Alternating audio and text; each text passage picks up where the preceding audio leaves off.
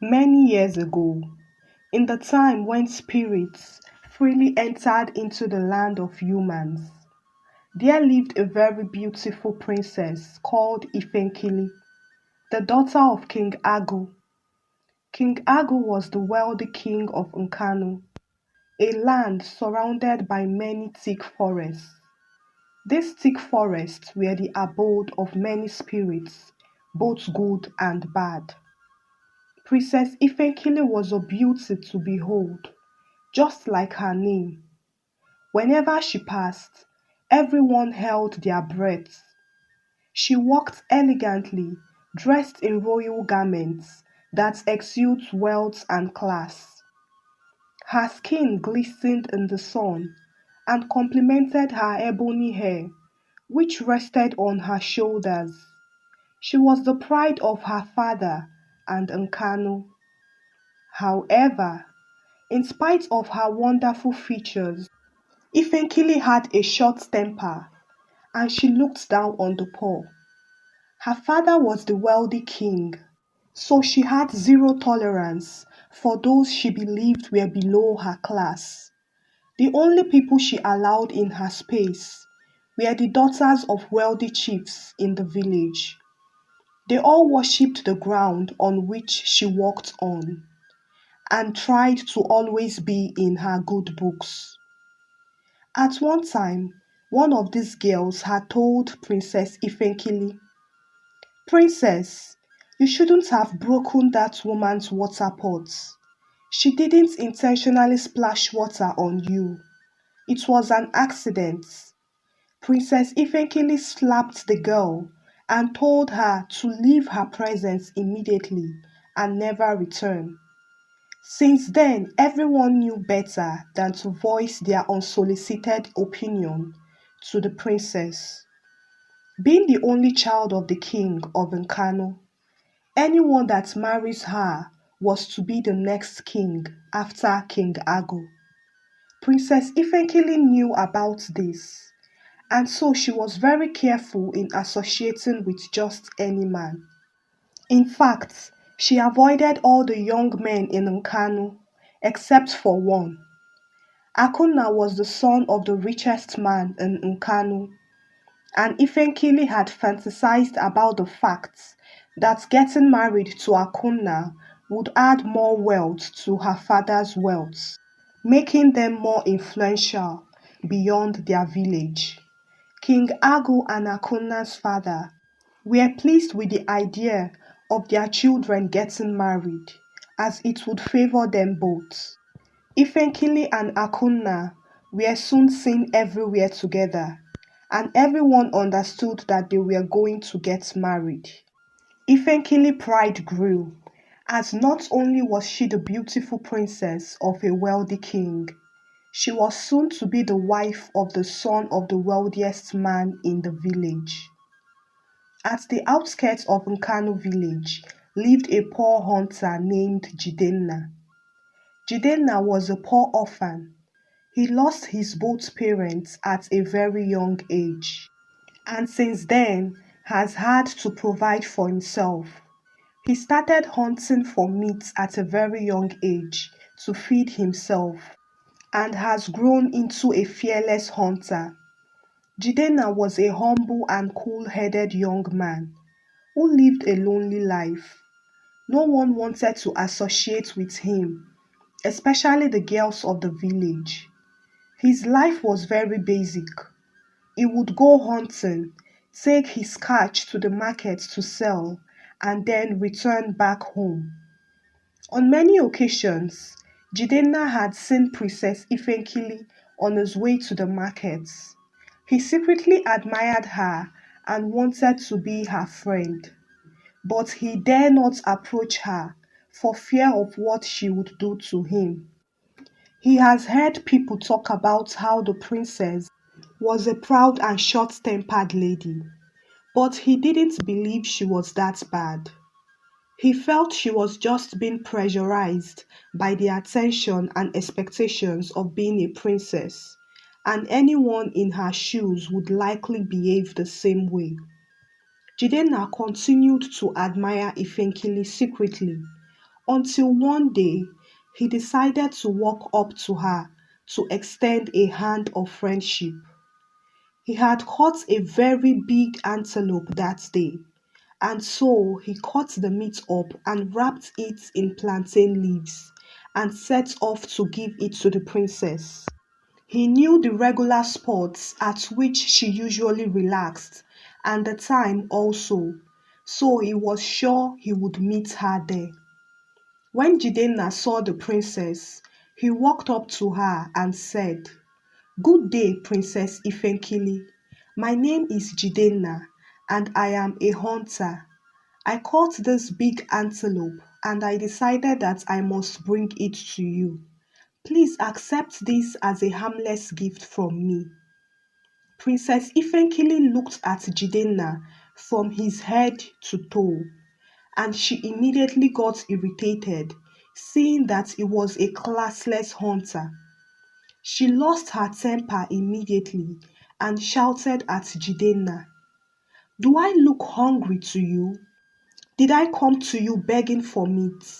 My name is Princess Ifenkili, the only daughter of King Agu, one of Nkanu, and I can feed you for 100 years non-stop. You are lucky I'm in a good mood today. Take this stinking meat of yours away from my presence and do me a favor of not showing up in my presence ever again." As Jidenna hurried off away, Akunna, her fiancé, approached the princess from behind and asked, "Who got my princess angry?" Princess Ifenkili turned, and on seeing Akunna, she lamented, "It's one local poverty-stricken hunter like that. He brought me meat. Me, Princess Ifenkili. Do I look hungry to him?" Akunna told her, "Don't work yourself up, my dear. He must be one of those urchins who think they can get your attention with their cheap gifts. Forget about him. He's not important." Akunna then hugged the princess. Princess Ifenkili was fond of going to the stream often to have her beauty bath and enjoy the cool breeze of the stream. Everyone in the village knew about this, and so whenever they saw her at the stream, they would all leave so as to give her privacy. On this fateful day, Princess Ifenkili had gone to the stream to have her beauty bath as usual. Shortly after she arrived, an elderly woman rushed to the stream, trying to fetch water with her pot. Princess Ifenkili saw her and shouted at her to leave the stream immediately. The woman told her, "Please, my dear, I need to fetch this water quickly and head back home. My little daughter is terribly sick, and I need this water to boil some herbs for her." Ifenkili lost it immediately. She walked up to the woman, slapped her, and told her, "First of all, I am not your dear. Don't ever address me like that. I am Princess Ifenkili, and I don't share my time at the stream with anyone. So get out." The woman fell on the ground and begged her, "Please, my daughter is sick. I need to get water." Ifenkili looked at her water pot and grabbed it from her. She smashed the pot on the ground and said to the woman, "Now you have nothing to fetch water with. Leave here now and don't waste my time." The woman looked at her shattered pot and left crying bitterly. Princess Ifenkili then went and had her bath. The marriage between the princess and Akunna had been fixed to take place after the New Yam festival. They were both excited for it and looked forward to life as husband and wife when a huge tragedy befell them. Princess Ifenkili started to complain of stomach ache. She was given some herbs to drink to cure it, and it did cure it. But after 3 days, she woke up to a very severe pain in her stomach. The herbalist came and gave her some herbs, but this time nothing worked. Rather, the pain grew worse and her tummy started to swell. King Agu was very worried and sent for different herbalists from different villages. They all came but were not able to heal Princess Ifenkili. Her condition grew worse by the day, and her tummy grew so big, like a woman pregnant with triplets, such that she was not able to walk anymore and had to be confined to her bed. When she goes to ease herself, she would urinate a bucket full of water, after which her belly would get filled up again. This was the kind of sickness that befell the beautiful Princess Ifenkili of Nkanu. Word soon spread throughout the village that the high and mighty princess has been stricken by a strange sickness that has defied all treatments. King Agu was very worried, but felt helpless as he watched his daughter's condition grow worse. As the herbs from the herbalist were not working, he decided to send for the chief priest of the village to consult with the gods concerning his daughter's fate. When the chief priest arrived, he went in to see the princess, but he immediately left the room. The king was surprised and asked him what the problem was. The chief priest shook his head and asked the king, "Who did the princess offend?" The king was confused and asked the chief priest what he meant. The chief priest then went on to tell the king that the princess offended a very angry spirit who cursed her with that sickness, and it is impossible for her to get cured. It is this sickness that would lead to her death. The king was deeply shattered by the news. Who did his daughter offend to have caused her this way? He knew that his daughter can be extreme sometimes, but she is not a bad person. This is too much for her. All the while the princess had been sick, her fiancé Akunna visited her only once. When he saw that her condition was getting worse, he told his father that he would no longer be getting married to the princess, and his father supported him. Akunna then quickly moved on with another girl in the village. The king was not ready to give up on his only daughter, and so he sent for the chief priest once again. He pleaded with the chief priest to come up with a solution to his daughter's condition. After consulting with the gods, the chief priest told him that the only way was for someone to go to the land of the spirits and appease the offended spirits. But this was a difficult one because the spirit was very angry and might even kill anyone who comes to appeal on behalf of the rude princess. The king was stuck in the middle. He didn't know what to do. No one has ever gone into the thick forest before. That was where the spirits lived.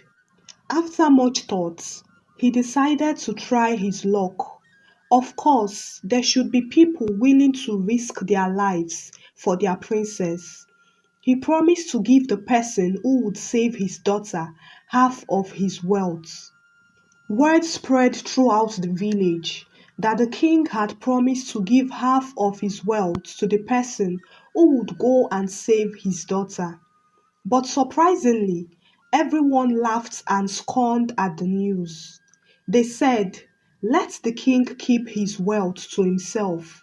I will never risk my life because of that proud and heartless princess."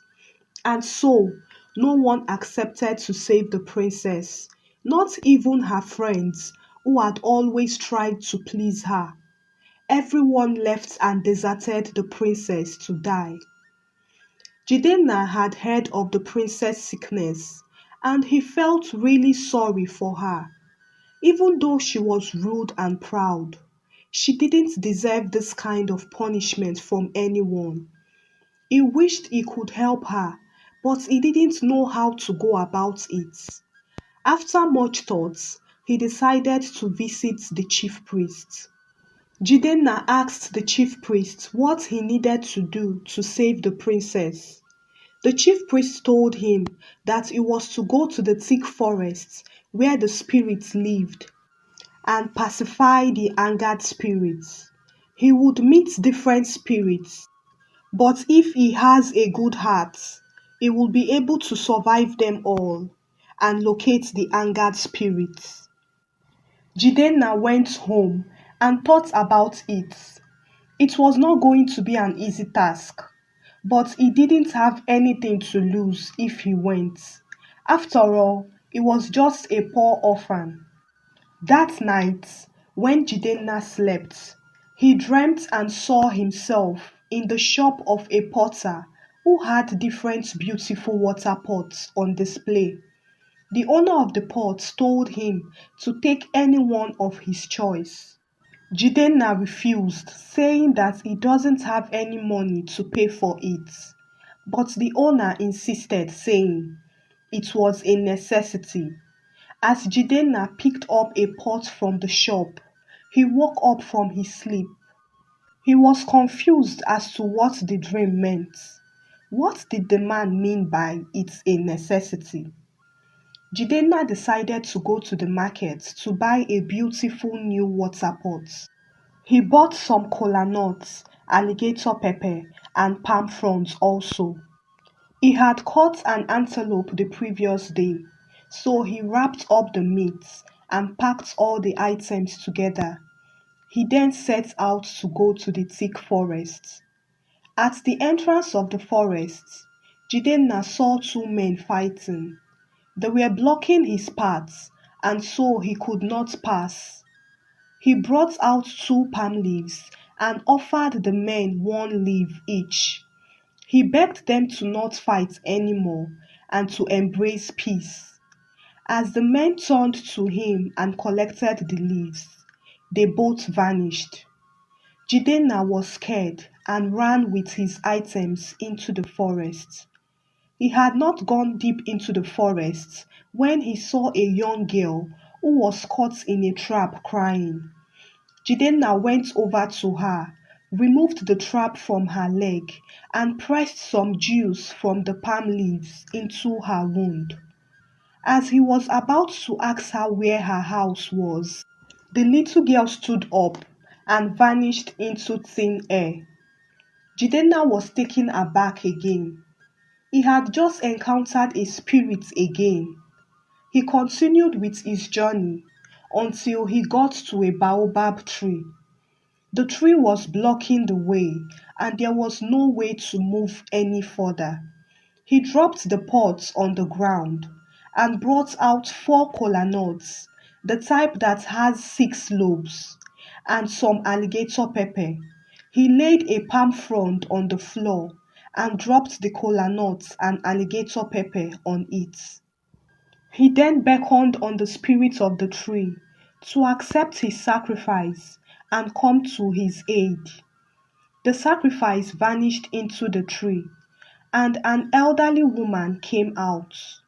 The same woman Princess Ifenkili had slapped and broken her pot at the stream. She looked at Jidenna and smiled. You are just like your father, Jidenna. Jidenna was shocked. How do you know my name? He asked. She replied, Your father was a good man. I met him when I came to the land of the living many years ago. Someone had accused me of killing her child with the herbs I gave her, when the actual fact was that she carelessly administered overdose to her child. The villagers were quick to want vengeance, and the king ordered that I should be stoned to death.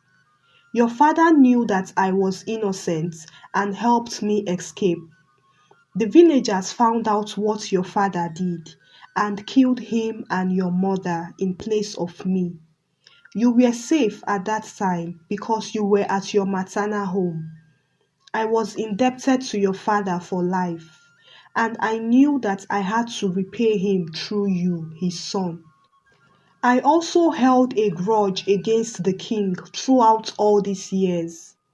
And when I heard that his daughter was a proud and mannerless girl, I decided to punish him through her. I met her at the stream and she slapped me and broke my water pot. She showed me no sympathy even when I told her that I had a sick daughter who seriously needed the water. That was a perfect opportunity for me to carry out my vengeance. Once the princess dies, the throne would be taken away from King Agu and given to someone else. Jidenna fell on his knees and begged her to be merciful. He presented the new water pots and the meat he wrapped to her and begged her to forgive the royal house for his sake. The woman accepted the gifts and told Jidenna, I am doing this for your sake. You will have your plea granted. This is where your destiny lies anyway. The crown fits your head. She gave Jidenna a chalk to give to the chief priest to use on the princess and she will get well. Jidenna thanked her and did as he was told. The chief priest rubbed the chalk all over the princess' body and she became well again. King Agu narrated what had happened to Princess Ifenkili and how a good Samaritan had risked his life for her. She asked him if it was Akunna. The king frowned immediately and told her not to mention that name again. Akunna abandoned you to die and never cared for a moment about you. The king then told her that it was a hunter named Jidenna who had saved her life. Princess Ifenkili was shocked. Was it the same man she had been rude to? No, it cannot be him.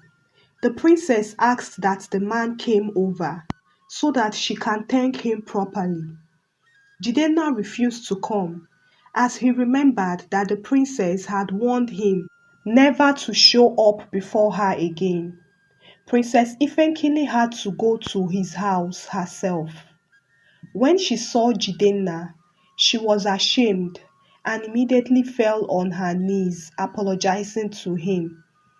Jidenna brought her up and told her to not take it to heart, as he did what he did because he genuinely did not want her to die, and he does not hold any grudge against her. Princess Ifenkili thanked him and told him to come to the palace to see her father. When Jidenna saw the king, he narrated everything the spirit woman had told him to the king. King Agu was taken aback and regretted his actions. He called the chief priest to offer sacrifices to apologize and appease the woman's spirits. Princess Ifenkili recovered fully and her beauty radiated once more. However, this time she was no longer proud or short-tempered.